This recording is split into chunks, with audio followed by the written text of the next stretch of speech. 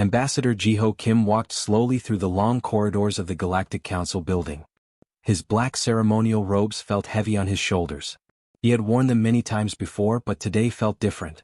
The massive crystalline structure around him hummed with energy from the translation machines that helped thousands of different alien species talk to each other. Jiho had been waiting for 3 standard cycles. That was about 6 Earth months. His team had submitted all the paperwork for Earth to join the Galactic Council. Usually, new planets got approved in just a few weeks. But something was wrong. His aide, Mina Park, walked beside him. She carried a thick folder full of documents about Earth. Population numbers, resource reports, military capabilities, cultural information. Everything the Council had asked for. Her face showed the same worry that Jiho felt in his chest. "Do you think they found something wrong with our application?" Mina whispered as they approached the main chamber. "I don't know," Jiho replied quietly. "But we're about to find out." The doors to the translation center slid open with a soft hiss. Inside, the room buzzed with activity. Dozens of alien creatures worked at glowing screens and control panels. Jiho recognized some of the species. The tall, thin Velthari with their flowing tentacles. The scaled Mordine who looked like giant lizards walking on 2 legs. The small, furry Kethrin who reminded him of Earth's meerkats but with 6 arms. But something was different today. All of these aliens looked scared.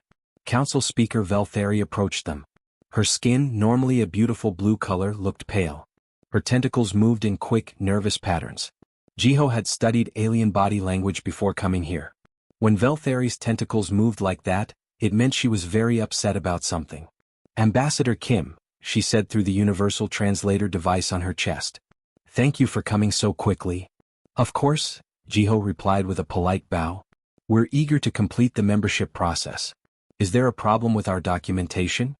Velthari's tentacles twisted even more. "There appears to be a complication with your world's designation. Our linguistic algorithms are producing concerning results." Jiho felt his stomach drop. What kind of complication? Before Velthari could answer, a loud crash came from across the room.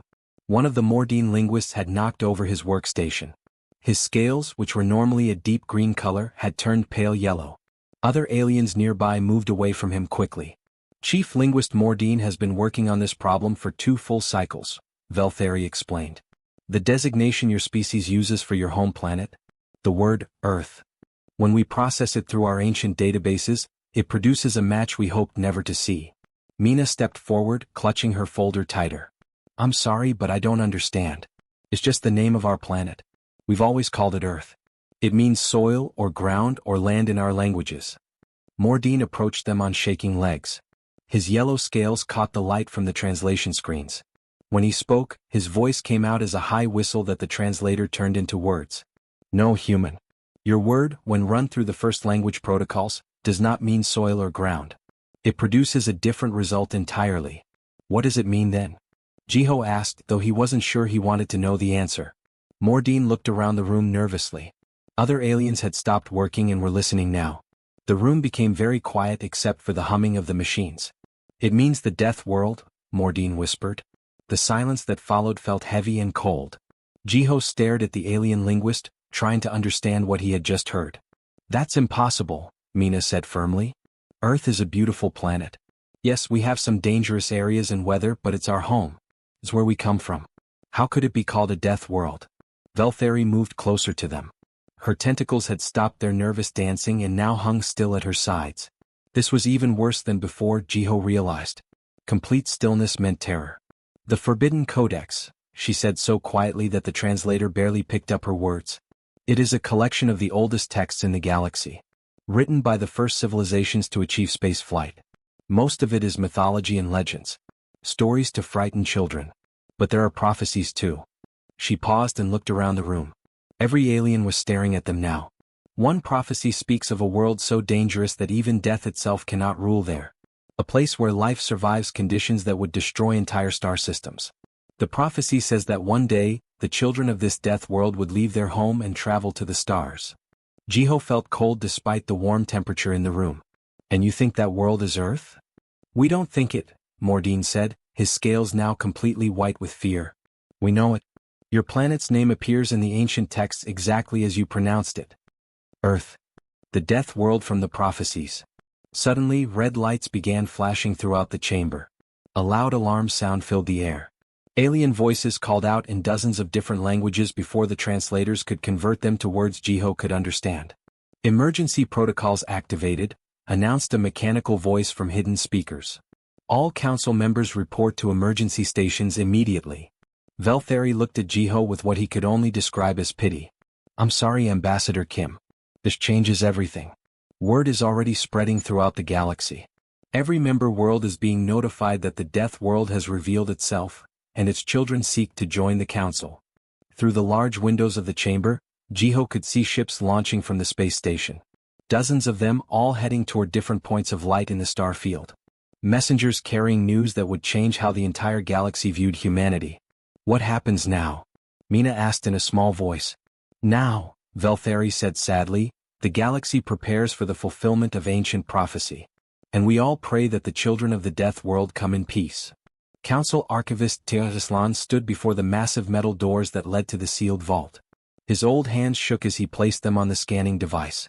He was over 400 years old, which was ancient even for his long-lived species. The last time he had entered this vault was during the Great Convergence, when 3 star systems had almost gone to war over ancient territory disputes. The scanner beeped softly and began checking his identity. First his handprints, then his eye patterns, then a small needle took a drop of his blood. The security system was so old that parts of it used technology that most species had forgotten how to build. Finally, after what felt like forever, the thick doors began to slide apart. Cold air rushed out from the vault, carrying the smell of old books and ancient metal. Aslan stepped inside, his footsteps echoing in the darkness. Lights came on automatically as he walked, revealing shelves that stretched up toward the ceiling. Each shelf held books, scrolls, data crystals, and stone tablets covered in writing from civilizations that had died out millions of years ago. Behind him, in the waiting room outside the vault, Ambassador Hyun Lee sat quietly in a chair that was too small for his human frame. Next to him, his cultural attaché Suji Cho reviewed her notes about Earth's history and culture. They had been waiting for hours while the council's most important scholars studied ancient texts. What do you think they're looking for? Suji whispered to her ambassador. I don't know, Hyun replied softly. They said they needed additional verification for our membership application. But this feels like more than just checking paperwork. Inside the vault, Aslan had found what he was looking for. The Forbidden Codex sat on a pedestal in the center of the deepest chamber. It was not really one book, but a collection of texts written by the first civilizations to travel between the stars. Most scholars believed the stories in the Codex were just myths and legends. Tales told to frighten children or explain things that ancient peoples could not understand. But some of the prophecies in the Codex had come true over the millennia. The rise and fall of the Titan Empire. The plague that had swept through the Outer Rim worlds. The discovery of the quantum tunnels that made faster-than-light travel possible. So when something in the Codex seemed to match real events, the Council took it very seriously. High Counselor Zephyre entered the vault, followed by 6 other senior council members. Her silver skin gleamed in the artificial light, and her large black eyes showed deep concern. She had called this emergency meeting after receiving the report about Earth's name and what it meant in the ancient language. Show us, she said to Aslan. The old archivist opened the codex to a page he had marked with a thin metal bookmark. The writing on the page looked like a combination of pictures and symbols, carved into a sheet of dark metal that seemed to absorb light. Here, Aslan said, his voice cracking with age and worry. The prophecy of the world enders. I had hoped never to read this passage again. He pointed to a section of the ancient writing with one shaking finger. It speaks of beings from a realm where death itself could not claim dominion. A world so hostile that its children would be forged into something beyond natural law. Zephyre leaned closer to read the symbols. Her people were among the few species that could still read the first script without using translation devices. As she read, her silver skin began to turn darker, which happened when her species felt extreme fear. Read it aloud, whispered Council Member Vextel, a large creature that looked like a walking tree. Let us all hear what the ancients wrote. Zephyre's voice was steady, but everyone in the vault could hear the fear underneath her calm tone. From the world whose very name means destruction, warriors shall emerge who know not defeat, for they have conquered that which conquers all. They shall walk between the stars as easily as others walk between rooms, bringing with them the strength born of endless trial. The silence that followed was broken only by the soft humming of the vault's climate control systems. Each council member tried to process what they had just heard. warriors who knew no defeat. Beings forged by a world of endless trials. There's more, said Scholar Prindex, pointing to another section of the text. It describes their world directly. He read from his own translation device, since his species could not read the first script.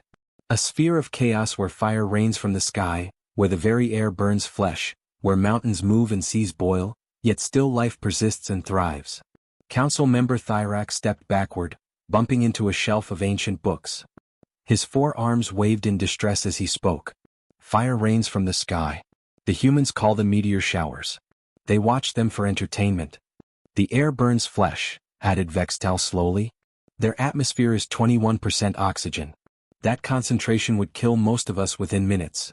Mountains that move, whispered another council member. They call them earthquakes and volcanic eruptions. They build their cities right next to active volcanoes. Zephyr looked around at the other council members, watching as the terrible truth sank in.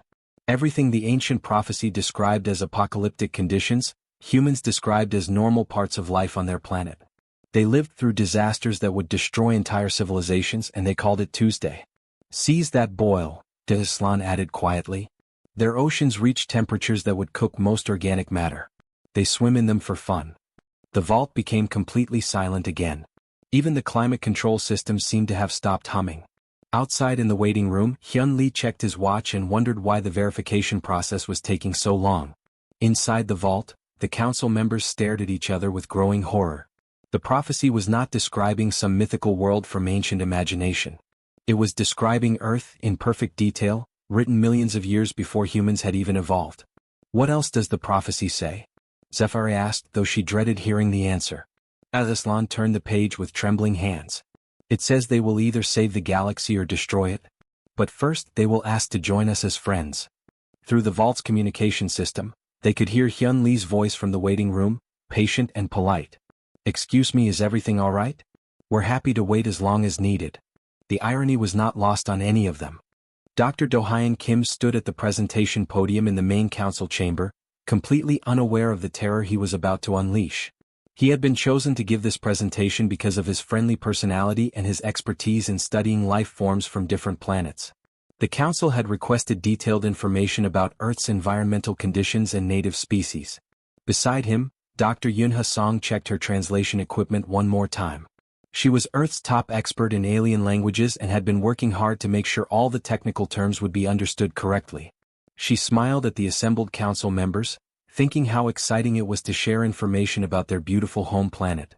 Good morning, honored council members, Do-hyun began cheerfully. I'm excited to tell you about Earth and all the wonderful life that calls it home. The council chamber was packed with representatives from 47 different species. They sat in chairs, hung from the ceiling, floated in water tanks, and rested on heated rocks, depending on their biology. All of them watched the presentation screen with intense interest. Let's start with some basic planetary information, Do-hyun said, clicking to his first slide. Our planet's gravitational force is approximately 2.3 times the galactic standard. Several council members shifted uncomfortably in their seats.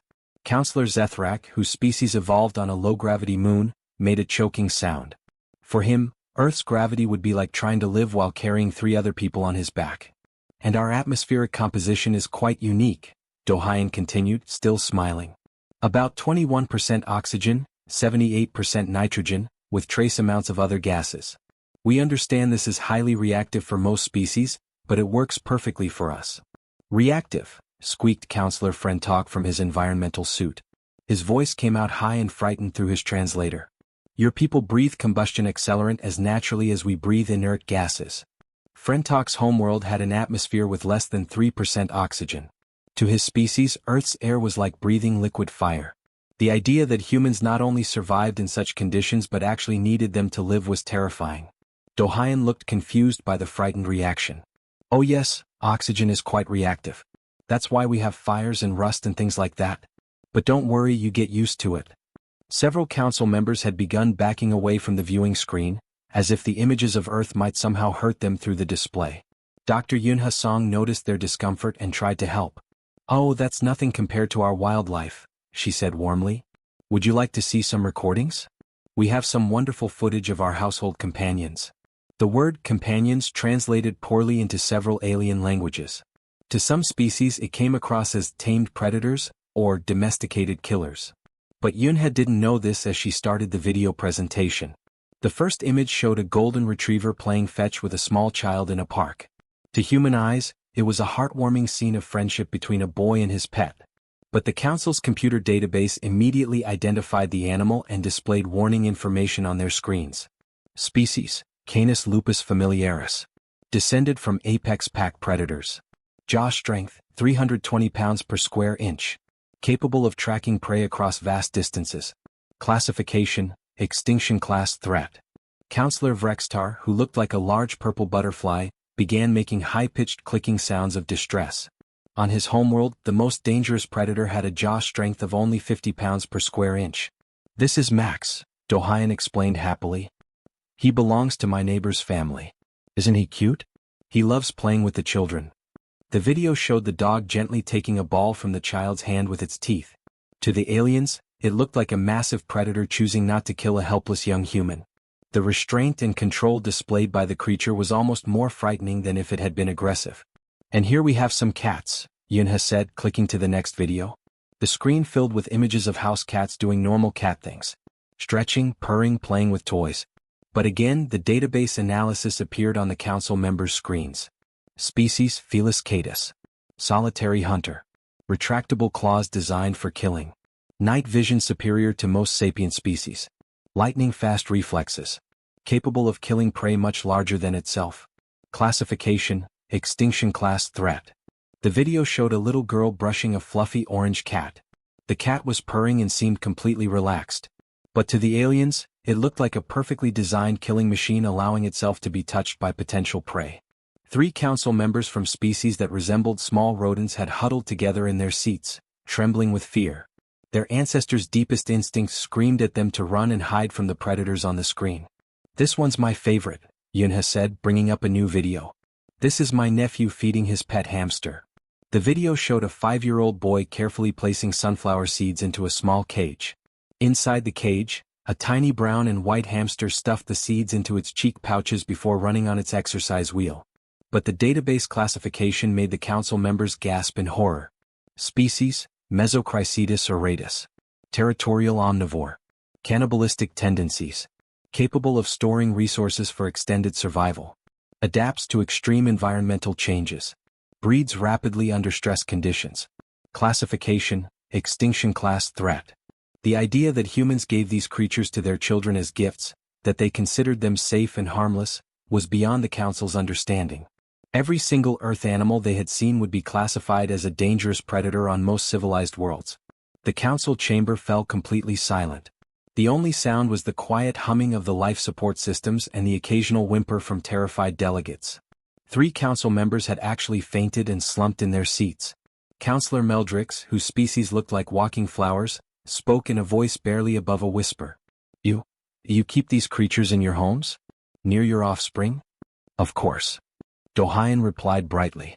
They're wonderful companions. Very loving and loyal. Is everything all right? He asked, finally noticing that something was wrong. You all look a bit pale. Well, those of you who can look pale. In the back of the chamber, emergency medical teams were quietly wheeling out the unconscious council members while trying not to draw attention to themselves. Nobody answered Dohayan's question. Captain Sunho Choi sat in the pilot seat of his merchant ship, the New Soul, staring at the communication screen in disbelief. He had been trading with Kepler Station for almost 3 years. The station master, a friendly creature named Balkstar, had always welcomed him with jokes and stories about his family. But today was different. We cannot allow Death World Spawn to dock here, Balkstar's voice came through the speakers, cold and frightening. Find another port. Death World Spawn? Sunho repeated, confused. Balkstar, it's me, Sunho. We've done business together many times. I have the medical supplies you ordered last month. I know who you are, Balkstar replied, and Sunho could hear fear in his voice. That's why you cannot dock. Word has spread. We know what your people really are. Behind Sunho, his crew gathered around the communication station. Communications officer Yuna Lim had been monitoring radio traffic from across the galaxy, and her face showed deep worry. Captain, she said quietly, I'm picking up evacuation orders being broadcast on 17 different worlds. They're all in sectors next to human space. Evacuation orders? Sunho's engineer, Dongwoo Park, stepped forward. What do you mean evacuation orders? Yuna adjusted her headset and listened more carefully to the signals coming through space. Families are being told to leave planets near our territory. Some worlds are calling it a safety measure. Others are calling it preparation for war. War? Sunho stood up from his chair. What war? We're not at war with anyone. We're traders, not soldiers. But even as he said it, Sunho could see more ships on his radar screen moving away from human space. Merchant vessels that usually traveled through human territory were changing their routes to avoid Earth's colonies entirely. On the Council homeworld, thousands of light-years away, Intelligence Chief GalaXY stood before the emergency assembly. The massive meeting hall was filled with representatives from every member world, all talking at once in dozens of different languages. The translator system struggled to keep up with all the frightened voices. Silence.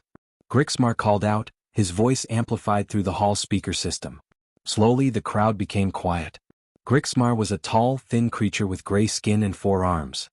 His species was known for being calm and logical, which made his obvious fear even more disturbing to the other delegates. Our cultural analysts have been working without sleep since the revelation about the humans, he began.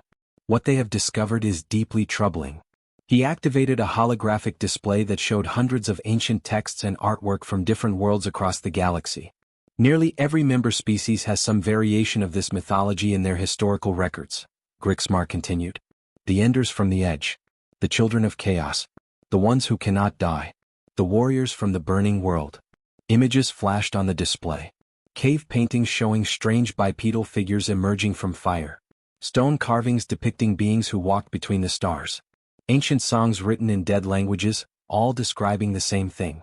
Every single legend describes beings from an impossible world who would one day emerge to either save or destroy the galaxy, GalaXY said. We thought these were just stories. Myths to explain things our ancestors didn't understand. But now we know better. In the audience, Counselor Vexith from the Traders Guild stood up. Her voice shook as she spoke. Are you saying that humans are the fulfillment of ancient prophecies? That's exactly what I'm saying, GalaXY replied. And according to most of these legends, their arrival marks either the beginning of a golden age or the end of everything. Meanwhile, in his temporary quarters on the council station, Ambassador Miho Yoon read through report after report on his personal computer. Trade routes that had connected human and alien worlds for decades were being shut down. Entire star systems were imposing quarantine protocols, refusing to allow any ships that had visited human space to enter their territory. His aide, Jean Kim, sat across from him at the small dinner table. She had been trying to eat, but her appetite was gone after reading the news reports. Look at this, Miho said, turning his computer screen so she could see. The Velen Republic has declared humans to be either divine messengers or demons from the void. They can't decide which, so they're treating us as both. Jean read the headline on the screen, Religious Leaders Call for Holy War Against Death World Inhabitants. And this one, Miho continued, clicking to another news article. The Mercantile Federation is offering rewards for any information about human military capabilities. They think we're planning to invade the entire galaxy. But we're not, Jean said quietly. We just wanted to join the council. We wanted to be part of the galactic community. Miho leaned back in his chair and looked out the window of their quarters. The council station was usually busy with ships coming and going at all hours. But tonight it looked like an evacuation was happening. Ship after ship was launching from the docking bays, heading toward the outer regions of the galaxy. It's ironic, he told Jean. We spent decades trying to prove we're worthy of joining the galactic community. We showed them our art, our science, our culture. We demonstrated that we're peaceful and want friendship with other species. He paused and watched another group of ships disappear into the star field. Now they're terrified we might actually succeed in joining them. Outside their window, the lights of the council station flickered as power was diverted to launch another wave of emergency vessels. Each ship carried news that would reshape the political landscape of the entire galaxy. Some carried warnings about the dangerous new species that had revealed itself. Others carried prayers that the ancient prophecies spoke of salvation rather than destruction. But all of them carried fear. In his quarters, Miho received a message on his computer. It was from Captain Sunho Choi of the New Soul. Ambassador, the message read, they won't let us dock anywhere. Every station, every planet, every trade post. They're all closed to humans now. What do we do? Miho stared at the message for a long time before typing his reply, Come home, Captain. I think our welcome in this galaxy has just expired. The Great Assembly Hall had not seen a gathering like this in over 300 standard years. The massive amphitheater stretched for kilometers in every direction, with seating areas designed for thousands of different alien species. Some delegates floated in gravity-free chambers, others rested in pools of liquid, and many sat in environmental suits that kept them alive in the shared atmosphere. High Chancellor Mordeth stood at the center podium, his ancient form barely visible under layers of ceremonial robes. He was old even by the standards of his long-lived species, and had personally witnessed the last great assembly when the galaxy had faced the threat of the Dark Star Plague. Representatives of all member worlds, his voice boomed through the translation systems, "We gather today to face a crisis unlike any in our recorded history." The noise in the hall was overwhelming. Thousands of different species all talking at once, their voices creating a symphony of fear and confusion that the translators could barely process. Some delegates were praying in their native languages. Others were arguing with their neighbors. A few had already left their seats and were heading for the exits. In a small waiting chamber just outside the main hall, Ambassador Taehyun Park sat quietly at a metal table. He reviewed his notes one more time, checking the speech he had prepared about Earth's desire to join the galactic community. Next to him, Dr. Salmon Lee made final adjustments to their presentation materials, organizing charts and graphs about human culture and technology. "I wonder what's taking so long," Salmon said, looking at her watch. "They told us the session would begin hours ago." "Maybe they're just being thorough," Taehyun replied, though he was starting to worry too. The human delegation had been waiting in this room for most of the day, with only occasional visits from nervous-looking council staff who brought them water and said nothing about the delay. Neither of them had any idea that they were the subject of the emergency session. They didn't know that their species had been identified as the fulfillment of ancient prophecies, or that half the galaxy was preparing for either salvation or destruction. Back in the Great Assembly, High Chancellor Mordeth finally managed to restore some order. The delegates stopped talking and turned their attention to the podium, though many of them continued to fidget nervously in their seats. "The question before us," Mordeth announced, his voice carrying clearly through the massive hall, "is whether we welcome the fulfillment of ancient prophecy, or whether we take preventive action against a potential threat of unprecedented magnitude." The silence that followed was brief and fragile. Within seconds, delegates were on their feet, shouting in dozens of different languages. Delegate Thrixanael of the warrior caste was the first to be recognized by the Chancellor. She stood tall on her 4 powerful legs, her red skin gleaming under the hall's bright lights. Her species had evolved from predators, and even after millions of years of civilization, they still looked dangerous. "These humans conquered a world that would kill any of us within moments," she declared, her voice filled with barely controlled fear. "They turned the most hostile environment in known space into their garden. They live with creatures that our computers classify as extinction-level threats, and they call them pets." She paused and looked around the hall, making sure everyone was listening. "What could they do to our worlds if they chose? What could they do to us?" Murmurs of agreement rippled through sections of the audience. Many delegates nodded their heads or made similar gestures of approval in their own body language. But Counselor Vextar of the Science Directorate stood up to respond. He was a thin, blue-skinned humanoid whose species was known for logical thinking and careful analysis. "But that's exactly why we need them," he countered, his voice calm and reasonable. "Our computer models show that this galaxy faces extinction-level threats in the coming millennium. The dark matter storms in the outer rim. The possibility of invasion from other galaxies. The slow death of older stars." He activated a holographic display that showed various disaster scenarios projected over the next 1,000 years. "Perhaps these Death World children are not our destroyers, but our salvation. Perhaps they are exactly what we need to survive what's coming." The debate that followed was unlike anything in the Council's history. For hours, delegates argued back and forth. Some called for immediate military action against human space. Others suggested trying to negotiate with humanity from a position of strength. A few radical voices even proposed abandoning this galaxy entirely and fleeing to distant star clusters. As the argument continued, the building itself began to show signs of stress. Seismic monitors detected small tremors in the foundation, not from earthquakes or external forces, but from the collective anxiety of thousands of beings whose entire understanding of the universe had been shattered. In the medical wing of the building, doctors treated delegates who had collapsed from fear. In the communication center, emergency messages were being sent to military fleets across the galaxy. Some worlds were preparing for war. Others were building defenses. A few were simply evacuating their populations to safer regions of space. The debate might have continued for days, but finally the youngest member of the council requested permission to speak. Counselor Zareth was barely an adult by the standards of her species, and had only been appointed to the council because of her remarkable intelligence and fresh perspective. "Honored delegates," she said, her young voice cutting through the noise like a laser beam, "we have spent all day talking about what we should do about the humans. We have analyzed their capabilities, debated their intentions, and feared their potential." The hall became quiet as everyone listened to the young counselor. But has anyone considered the radical concept of simply asking them what they want? The silence that followed was complete and absolute. Thousands of delegates, representing the greatest minds and oldest civilizations in the galaxy, stared at the young counselor in amazement. For all their ancient wisdom and advanced technology, none of them had thought of the most basic solution: direct communication.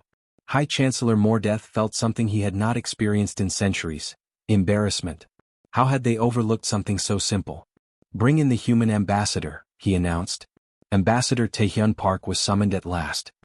He walked through the massive doors into the great assembly hall, completely unprepared for what he found there. Thousands of alien beings stared at him with expressions he couldn't read but somehow understood. Terror, hope, curiosity, and desperate need all mixed together in a way that made his heart race. He had prepared a long speech about Earth's contributions to galactic civilization, about humanity's desire for friendship and cooperation, about the benefits of cultural exchange. But standing there in that vast hall, surrounded by so much fear and expectation, all of those words seemed unnecessary. "We just want to be good neighbors," he said simply. And the galaxy held its breath, waiting to see if the children of the death world had come as friends or as the end of everything they had ever known.